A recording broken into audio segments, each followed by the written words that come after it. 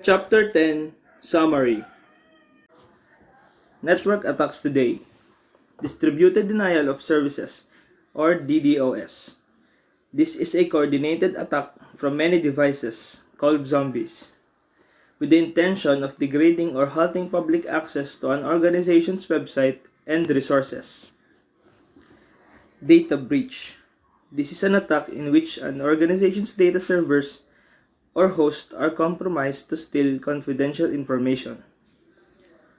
Malware. This is an attack in which an organization's hosts are infected with malicious software that cause a variety of problems. Network security devices. Various network security devices are required to protect the network perimeter from outside access.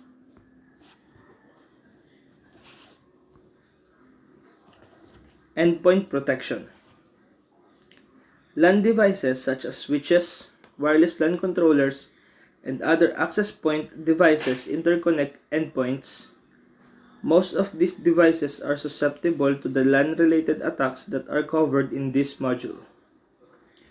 Cisco Email Security Appliance.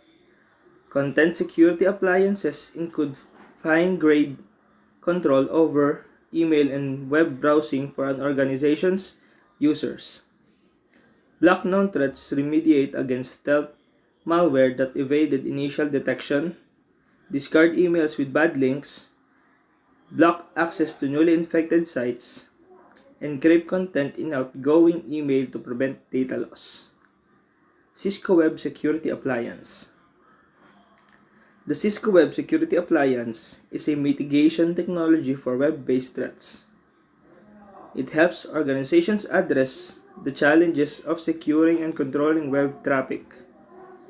The Cisco WSA combines advanced malware protection, application visibility and control, acceptable use of policy controls, and reporting. Authentication with local password.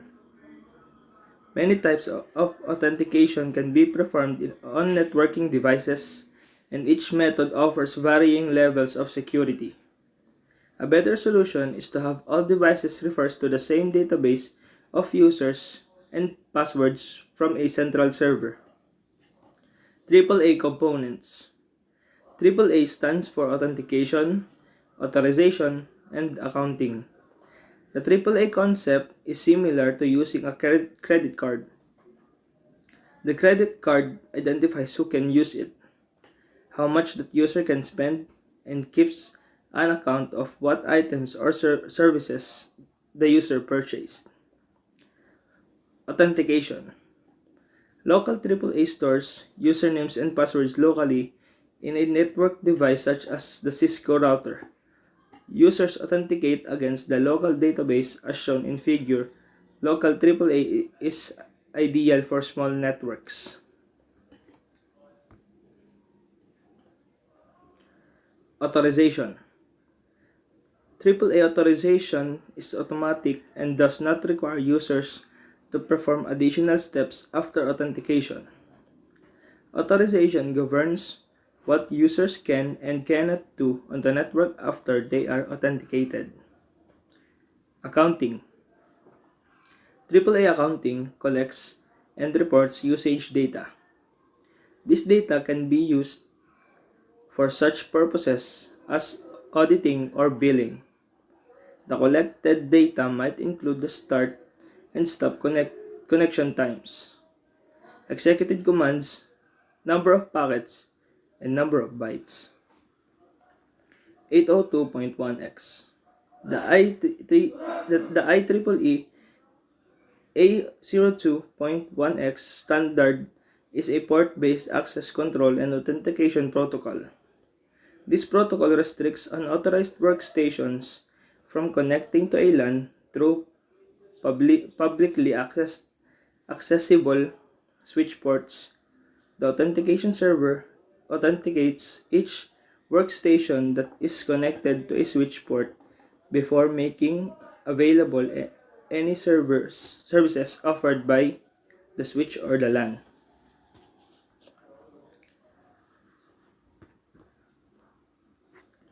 Layer 2, vulnerability. Network administrators routinely implement security solutions to protect the elements in layer 3 up to layer 7. They use VPNs, firewalls, and IPS devices to protect these elements. However, if layer 2 is compromised, then all the layers above it are also affected. Switch attack categories. Security is only as strong as the weakest link in the system, and layer 2 is considered to be that weak link.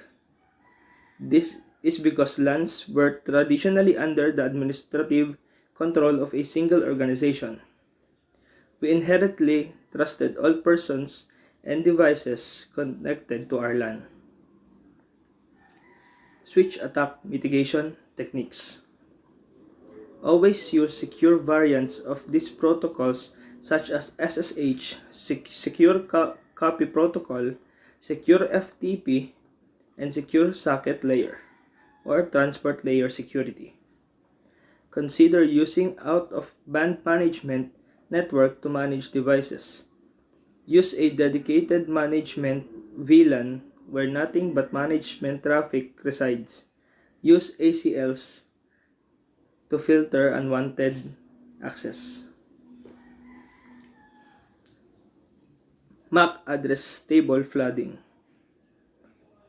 All MAC tables have a fixed size, and consequently, a switch can run out of resources in which to store MAC addresses.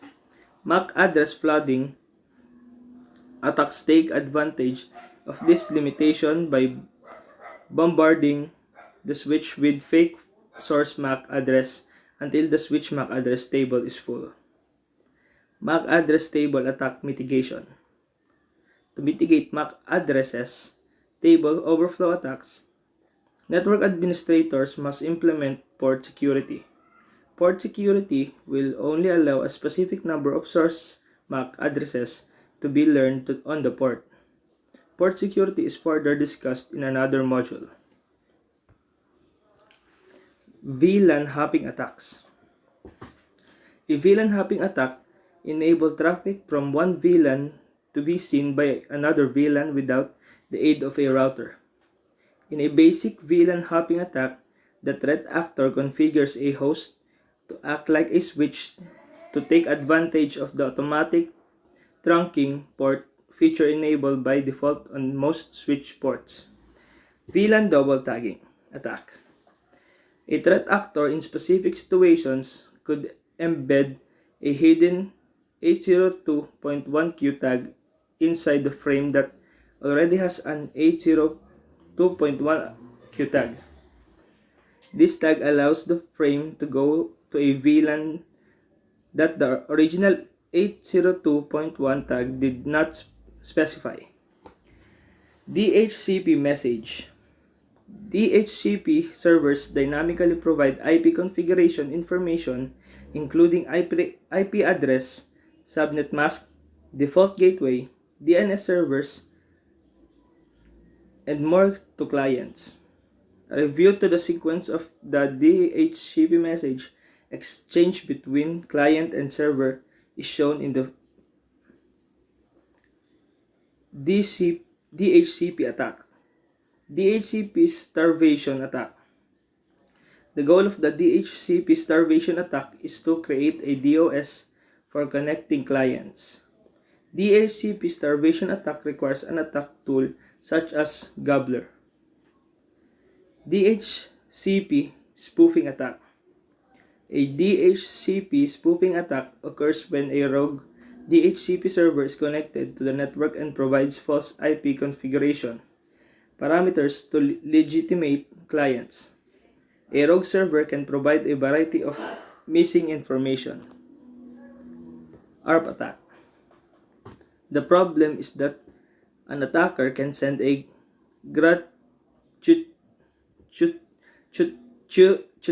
ARP message containing a spoofed MAC address to a switch. and the switch would update its MAC table accordingly. Therefore, any host can claim to be the owner of any IP and MAC address combination they choose. In a typical attack, a threat actor can send unsolicited ARP replies to the other host on the subnet with the MAC address of the threat actor and the IP address of the default gateway. Address spoofing attack. MAC address spoofing attack occur when the threat actor altered the MAC address of their host to match another known MAC address of a target host. The attacking host then sends a frame throughout the network with the newly configured MAC address. When the switch receives the frame, it examines the source MAC address. STP attack. Network attackers can manipulate the spanning tree protocol to conduct an attack by spoofing the root bridge and changing the topology of a network. Attackers can make their host appear as root bridges and therefore capture all traffic for the immediate switch domain. CDP reconnaissance. The Cisco Discovery Protocol is a proprietary Layer 2 link discovery protocol. It is enabled on all Cisco devices by default. CDP can automatically discover other CDP-enabled devices and help auto-configure their connection.